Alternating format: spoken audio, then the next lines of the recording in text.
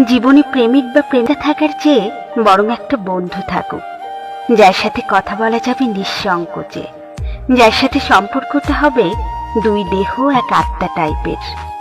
জীবনে একটা বন্ধু থাকুক, সব আজাইরা কথাগুলো শোনার জন্য, মন খারাপের দিনে প্রেমিক বা প্রেমিকার মতো করে মন ভালো না করে দিয়ে আরো মেজাজ খারাপ করে দেওয়ার জন্য হলেও একটা বন্ধু থাকুক।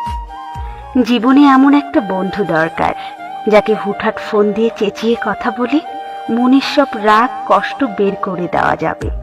সে তখন ভুল না বুঝে এক চিলতে হাসি হেসে বলবে, কিরে রাগ মিটেছে, চল বিকেলে হাঁটতে বের হই।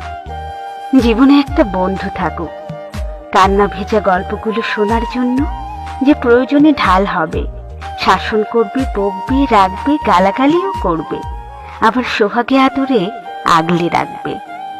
জীবন